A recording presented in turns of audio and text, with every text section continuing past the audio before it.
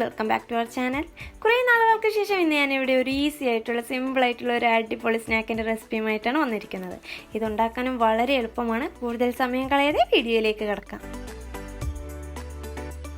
മൈദയിലേക്ക് ആവശ്യത്തിനുള്ള ഉപ്പ് ചേർത്ത് നന്നായി മിക്സ് ചെയ്തെടുക്കുക. എന്നിട്ട് കുറച്ചായി സൺഫ്ലവർ ഓയിൽ ചേർത്ത് നന്നായി കുഴച്ചെടുക്കുക.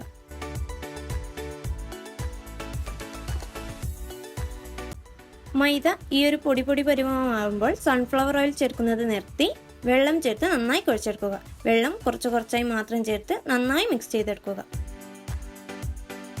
മാവ് ഈ പരുവമായാൽ വെള്ളം ചേർക്കുന്നത് നിർത്തി നന്നായി കുഴച്ചെടുക്കുക.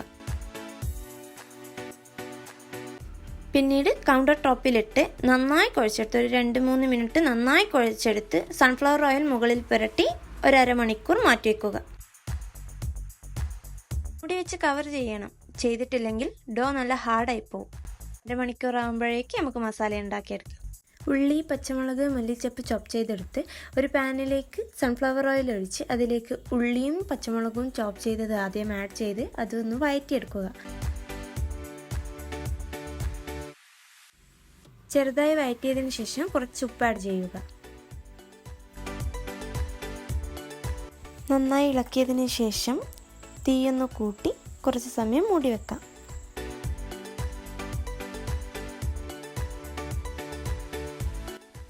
പിന്നീട് ജിഞ്ചർ ഗാർലിക് പേസ്റ്റും കൊറിയാണ്ടർ ലീഫും ഓരോന്നായി ആഡ് ചെയ്ത് നന്നായി മിക്സ് ചെയ്യുക.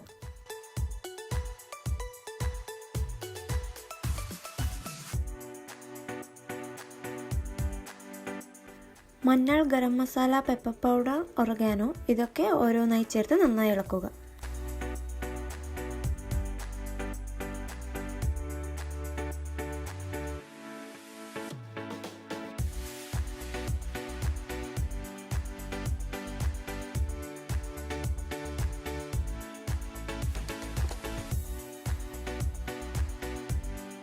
എല്ലാം കൂടി നന്നായി ഇളക്കിയതിന് ശേഷം മൂടി വെക്കാം.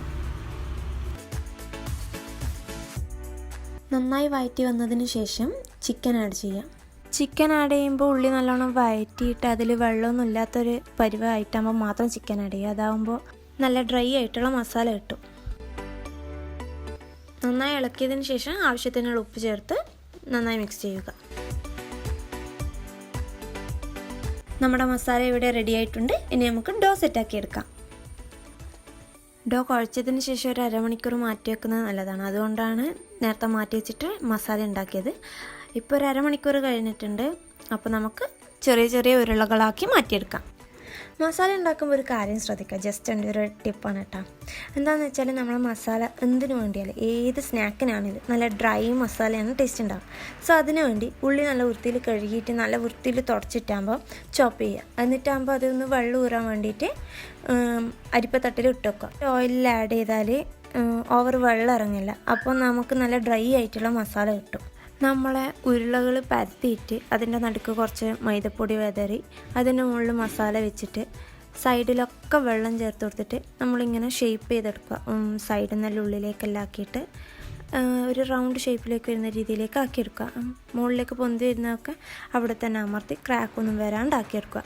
വീഡിയോയിൽ കാണുന്ന പോലെ ചെയ്യുക. ശേഷം വീണ്ടും ഇത് പരത്തിയെടുക്കുക. സ്ലോയിൽ പരത്തണം, കാരണം മസാല ഉണ്ട്. ഇപ്പോൾ അതിനുള്ളിൽ ഫില്ലിങ് നമ്മൾ വെച്ചിട്ടുണ്ട്. അപ്പോൾ അത് പൊട്ടിപ്പോകാണ്ടിരിക്കാൻ വേണ്ടിയിട്ട് മെല്ലെ സ്ലോയിൽ മറിച്ചും നല്ലോണം പരത്തിയെടുക്കുക. കൂടുതൽ നേർങ്ങനെയാക്കറ്, ഒരു മീഡിയം തടി വേണം.